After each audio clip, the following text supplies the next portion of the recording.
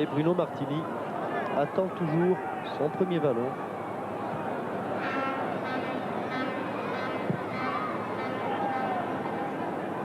Stopira qui a prolongé la course du ballon vers le but marocain, mais Gial peut jouer tranquillement avec Lachabi, numéro 14, Lamris. Oh là là, attention, attention, attention, Oh là là. attention, attention. Oh là là là là. Ils prennent trop de risques quand même, les Marocains. Oui, ça pourrait leur jouer des tours. Là, il a fallu que le gardien de but, Khalil Azmi, sorte. On dit de cette équipe qu'elle est prise à la gorge par les Français. Casoni. Au gabarit, Casoni. Poulain. Casoni. Farjean.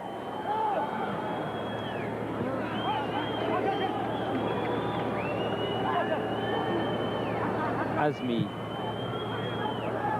qui a dégagé Belachabi et une balle qui va être récupérée en touche par les Français, en l'occurrence le capitaine Manuel Amoros.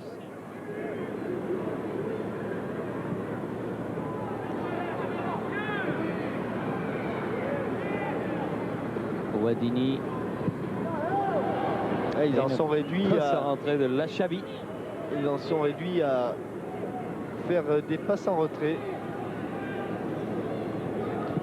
ne pouvant jamais faire progresser le ballon au-delà de leur ligne de milieu, si ce n'est par de grandes balles en avant, qui trouvent des joueurs en position de hors-jeu comme ici, alors que Albert de Monaco, le Prince Albert, grand footballeur qui prépare les Jeux Olympiques et qui est venu bien sûr assister à la finale de ce premier tournoi de France 88 avec une faute là en faveur du Maroc. Pour rien au monde, je crois, le Prince Albert n'aurait voulu manquer l'événement. Il assiste à tous les matchs de l'association sportive de Monaco. Faute sur Benabicha, faute de Jean-Marc Ferré. Dolmy, le numéro 6 pour Lamris, directement dans les pieds de Yannick Stopira. Passy, Bijota, laisse pour Passy. Allons-y. Pour emballer cette partie. Ferreri, Stopira, bien joué. Ah, dommage. C'était destiné à Amoros qui était venu épauler ses attaquants. Alors qu'on parle beaucoup sur ce terrain et que les micros indiscrets de nos amis de la SFP vous restituent l'ambiance qu'il y a au niveau de la pelouse.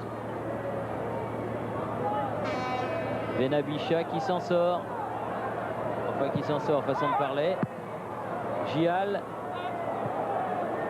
à qui ce ballon? À Nader. Là, ça devient dur pour les Marocains. Didi, Dolmy contré, intercepté, mais position d'hors-jeu. Eh oui. Je pense peut-être que les Français, maintenant qu'ils mènent au score, auraient intérêt à faire sortir un peu cette équipe, car bon, c'est sûr, les Français dominent assez nettement. Mais dominant nettement, ils réduisent les espaces et ont des difficultés même pour se mettre en position de but, de tir. Avec Passy là, qui a donné un bon ballon à Castendush, venu à son tour en position offensive. Passy renverse le jeu. Ferreri. Ferreri à nouveau de l'autre côté. Castendush. Ouadini en difficulté. Et une touche qui sera finalement pour les Marocains. Lamris fait la remise en jeu. Ouadini, Lamris, contré et sortie de but pour le gardien marocain Azmi, qui va pouvoir dégager son camp. 25 minutes, 26 minutes. Et depuis un quart d'heure, 1-0 pour l'équipe de France. But de Lamris contre son camp.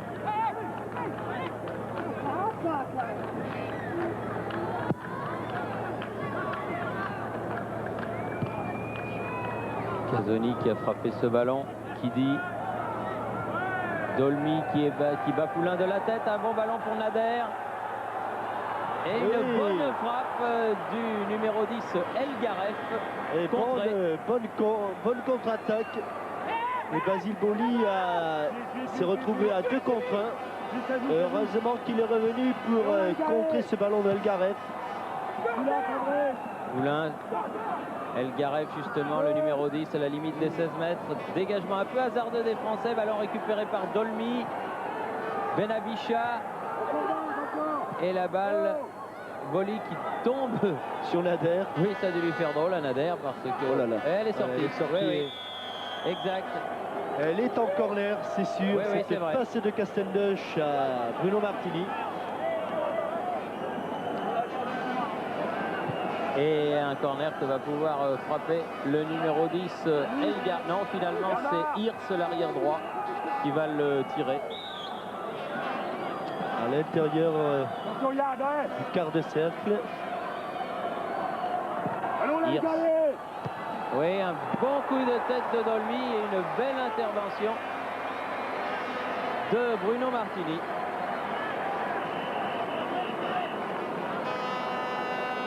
Deux belles actions, Jean-Michel, coup sur coup des Marocains. Et qui vont permettre sans doute aux Marocains de s'enhardir un petit peu. Farjon qui a poursuivi la course du ballon vers Ferreri. Lamris. Les Marocains qui perdent le ballon. Poulain, Ferreri. Poulain face à Dolmy, Ferreri.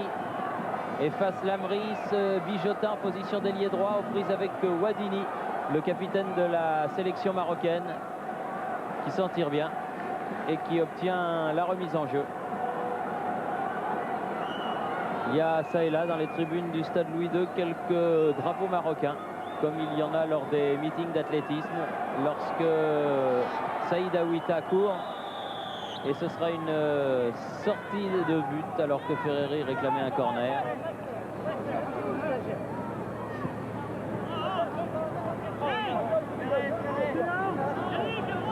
Vos impressions, mon cher camarade? Elles sont plutôt bonnes, plutôt rassurantes. Et voilà, nos amis marocains, plutôt rassurantes sur une équipe de France qui est en progrès, me semble-t-il, à chacune de ses sorties. Même si l'opposition marocaine n'est pas l'opposition helvétique. J'ai le sentiment qu'il y a un léger mieux à chaque sortie et c'est encourageant. La Chabir fait la remise en jeu pour Kidi. Ballon mis en touche par Amoros.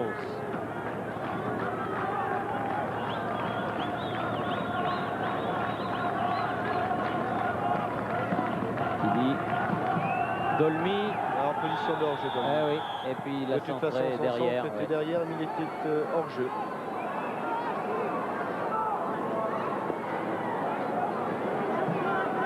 Il reste un quart d'heure avant la fin de cette première mi-temps. Et ma foi, pour le spectacle, il serait bon qu'un nouveau but soit marqué.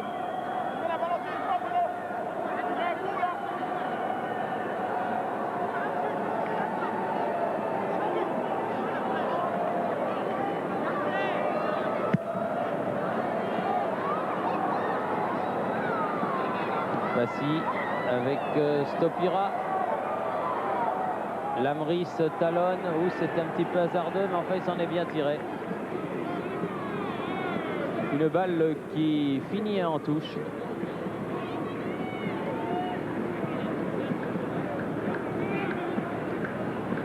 Manuel Amoros fait la remise en jeu. Lamris un peu court. Elle est directement, oui, de touche à touche. Ce sera marocain. Lamris. Kidi. Nader.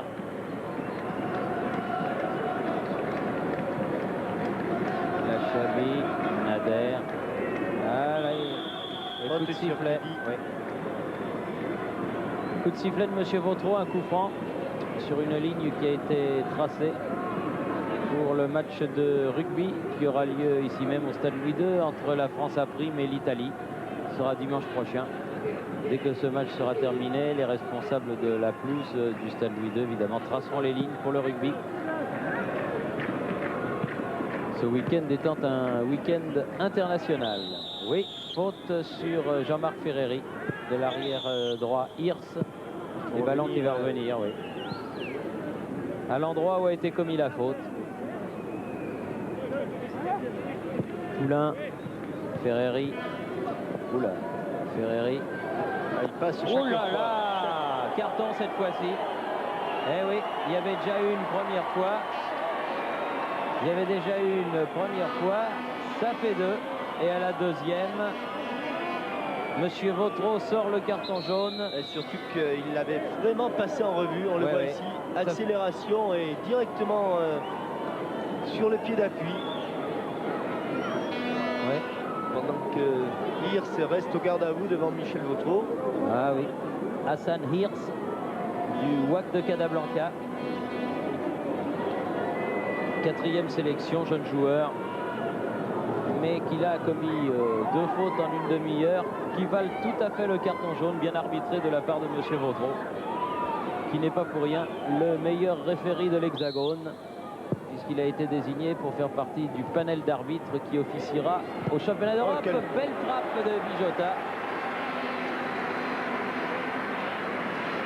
Ballon renvoyé dans l'axe et dont a profité le Bordelais. Alors je ne sais pas ce que Hirsch est allé dire à Ferreri, mais il est allé lui dire quelque chose. Nader, fauché par Basile Boli, à la manière d'un rugbyman, plaqué au sol.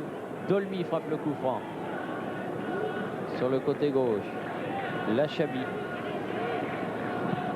Lachabi et Bruno Martini.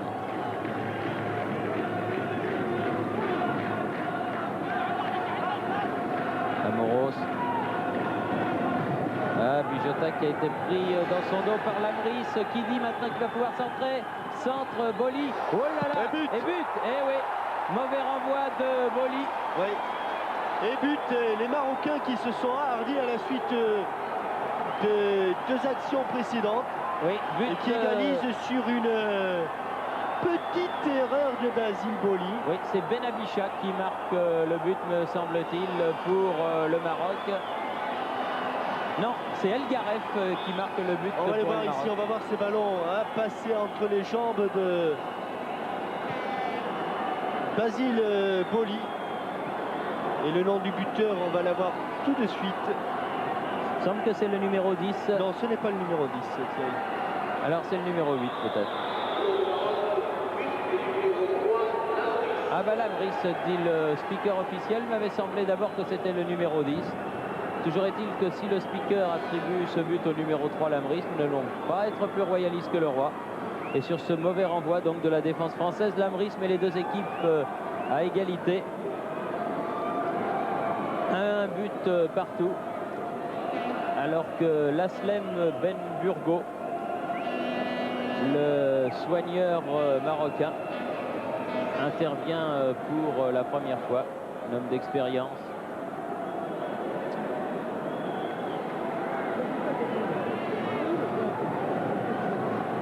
Et fort heureusement, Dolmy peut se remettre dans la partie. Alors que l'on a revu l'égalisation marocaine. Ah, Boli qui doit être vexé d'avoir perdu ce ballon à proximité de son but. Casoni écarte le jeu pour Stopira. Casoni, alors que Waddini, faute de Waddini. Non, non, non, dit-il, mais oui, oui, oui, dit Monsieur Vautreau. Qu'est-ce qu'il y a là, Monsieur Vautreau? Demandez-moi. Le voilà, le buteur. Abdel Lamris, des phares, les forces armées royales marocaines.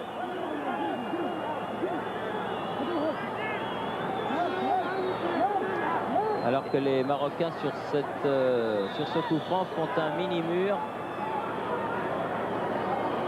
Très excités par cette égalisation, les jeunes Marocains. Mal tiré. Mini-mur. Oui. Maxi tête. Hors-jeu, hors-jeu, hors-jeu. Eh oui. Dominique Vijota qui dit à Ferreri, il fallait me laisser ce ballon car moi je n'étais pas hors jeu, mais il y avait hors jeu de position de deux Bordelais, et Jean-Marc Ferreri et Philippe Farjon.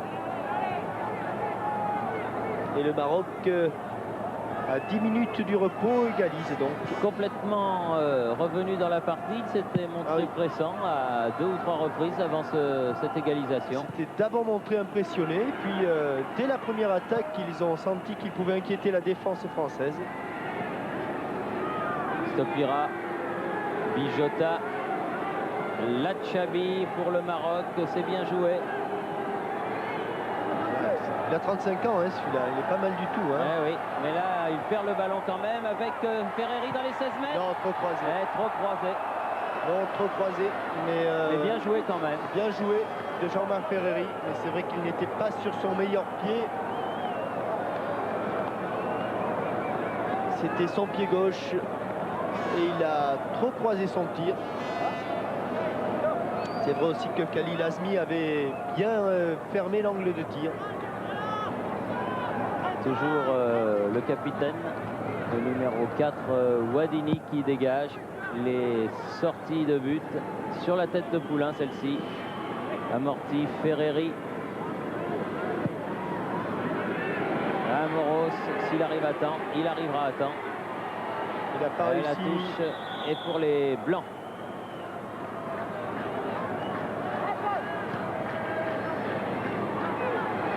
Bien joué, Amoros.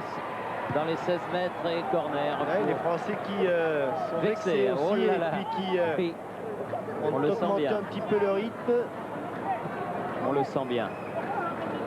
Corner qui va être tiré par Passy. Les Boli qui campent dans la surface de réparation marocaine. Les deux numéros 4 face à face. Tête de Hirsch, tête de Poulain. Ballon récupéré à la limite des 16 mètres par les Marocains. Attention au contre. Mené par El Garef, le numéro 10. Casoni bien revenu, Poulain. Voilà, il n'y aura personne. Castendoche. Ballon. Si, il y aura le gardien Azmi finalement. Qui relance vers Hirsch. Ben Abisha.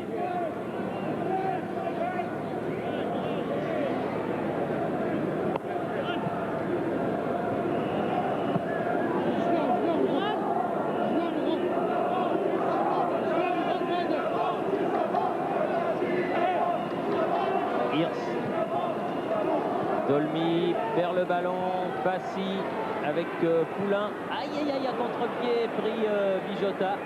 Dommage, Lamry. Le ballon qui a profité à Kedi et au contre mené par Dolmy. Qui revient bien, et bien c'est ce même Vijota, mais ballon toujours pour les Marocains. Attention à Benabisha. Oh, il y a un petit quelque chose. Il a rien dit. Il a rien dit, il a pas été méchant. Non, en plus il avait l'avantage là, hein, notre ami Nader avait pris l'avantage sur Boli. Il avait presque armé sa frappe. Je pense que Gérard Van der Gut va nous redonner cette action. Oui, dès qu'il se passe quelque chose, que le jeu est arrêté, il faudra revoir cette intervention bien suspecte. Et regardez comme il a l'avantage, il a tout un corps d'avance. Et c'est vrai que le contre et le tacle de Boli est correct. Mais c'est vrai aussi que Nader était en position de frappe, à quelques mètres seulement de la cage de Bruno Martini. Et les Marocains qui s'enhardissent de plus en plus, à l'image de Dolmy là, qui cherche Nader. Et Amoros revenu peut glisser le ballon à son gardien de but. Ferreri, curieux comme ce match a tourné. Complètement basculé, car en les 20 premières minutes, les Français ont fait cavalier seul et maintenant ils sont à leur tour pris en contre. Avec une intervention de Amoros avec Farjon, Passy laisse pour Amoros. Aïe, il a voulu donner à Farjon. Mauvaise passe du capitaine tricolore. Et c'est Stopira qui récupère le ballon pour l'équipe de France. A donné à Boli. Passy. Farjon. Poulain. Casoni. Ferreri. Gérald Passy, Castendoche, Boli qui voudrait se racheter, ça c'est indiscutable. Voilà une bonne occasion. Ah non, trop mal profond joué, de la remise de Farjon. Ouais, dommage. Et le 1-2 était pourtant s'imposer. On le revoit, il avait un boulevard devant lui, Basile, mais la passe de Farjon était trop profonde. Il y a eu le 1, il n'y a pas eu le 2. Comme souvent, hélas. Dolmy. Hors-jeu du centre avant Nader. Alors qu'on approche à grands pas de la mi-temps. 3 minutes. Et Monsieur Vautreau enverra les deux équipes au repos. Sur ce score égal de 1 but partout. Si rien n'est marqué d'ici là. Farjon. Ne sait pas trop quoi faire avec ce ballon. Donne à Stopira qui le perd. Et les Marocains repartent.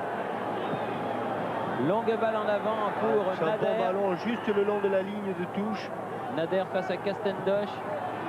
Tête de Boli. Oh, encore une erreur. Oui. Et heureusement que Kidi emmène ce ballon en sortie. Il l'avait pas vu venir. Non, la passe en retrait de la tête de Basile était un petit peu audacieuse. C'est bizarre quand même, comme le jeu français, un peu à l'image de ce qui s'est passé contre la Suisse, après un bon début, se désagrège peu à peu. Amoros avec Poulain.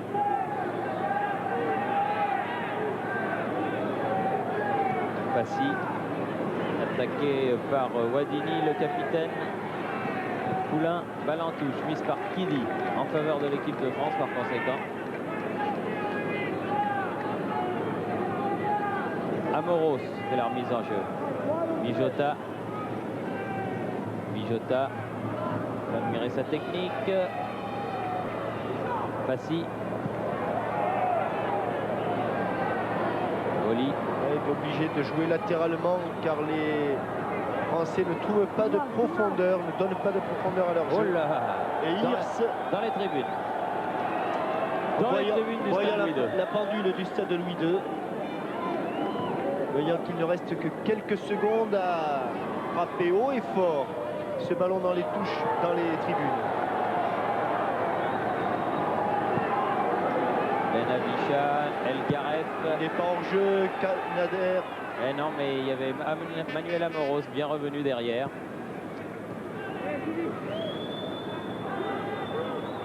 Très mortifié l'équipe de France. Poulain. Passy, Bijota. Poulain à nouveau avec Casoni.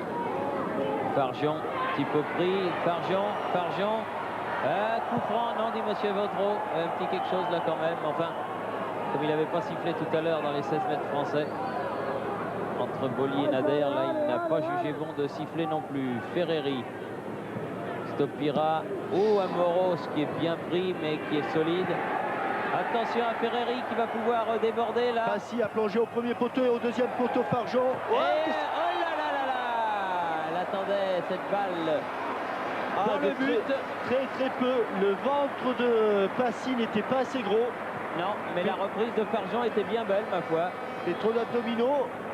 Vous allez voir que sur ce nouveau centre de Ferreri, la reprise de Farjon, une bicyclette et les abdominaux de Passy. Et l'arbitre de touche avait signalé quelque chose. Alors je suis incapable de vous dire s'il l'avait signalé hors jeu ou s'il avait signalé la sortie en but. De toute façon, il n'est pas marqué. De toute façon, et comme il y a sortie de but, donc visiblement doit être la deuxième solution. Toujours est-il que San n'a pas terminé sa course au fond des filets et que l'on joue les arrêts de jeu. Avec Yannick Stopira qui renverse du côté gauche là pour Poulain, poursuivi par Hirs qui met en corner. Ce sera la dernière occasion pour les Français d'inquiéter Azmi.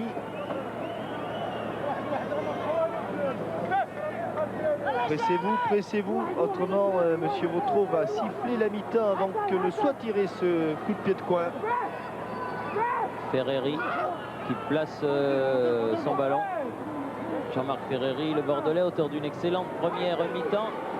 Et bonne sortie de Azmi face à Casoni. Et Monsieur Vautreau qui envoie tout ce joli monde au vestiaire sur la marque de 1 but partout. Premier but français marqué par l'arrière gauche Lamris contre son camp. Ce même Lamris qui égalise pour le Maroc à la 34e minute. On se retrouve dans quelques instants après un passage à Paris pour la seconde mi-temps. Ici le stade Louis II à Monaco. À vous, Paris.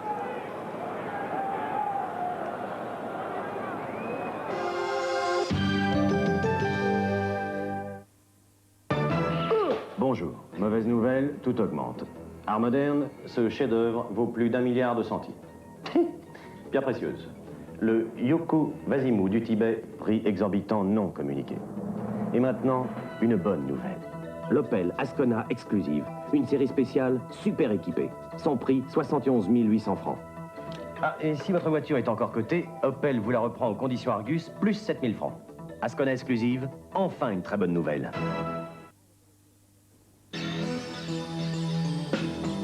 Gillette Contour Plus, avec la plaquette lubrifiante Lubrastrip.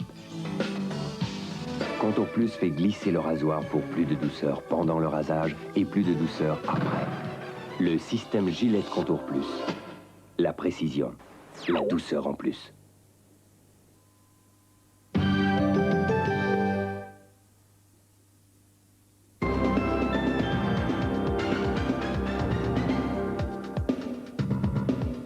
Boxe, championnat du monde. Kelvin Seabrooks contre Fernando Beltrán. Version IBF, un combat, 2 poids coq. L'Américain va-t-il garder son titre? Au bord du ring, Francis Bénichou. Un œil d'expert, un regard de boxeur. Coup de gong, coup de poing, coup d'éclat. Uppercut à Coubertin sur la une.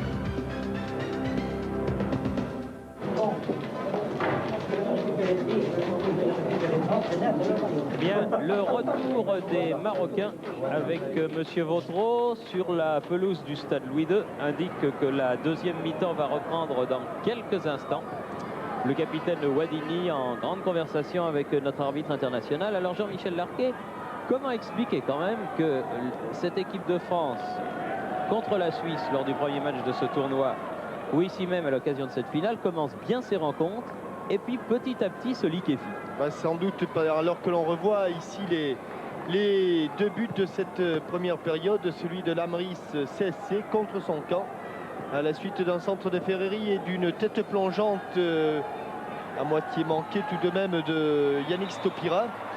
Bien tout simplement parce que c'est une équipe qui doute énormément et que malgré les propos rassurants que l'on entend ici et là, les communiqués faisant état d'une parfaite harmonie entre tous les éléments, c'est une équipe qui n'arrive pas à trouver un équilibre et à la au moindre grain de sable qui se met dans cette machine, et bien on a ce que l'on assiste, ce que l'on voit là, à savoir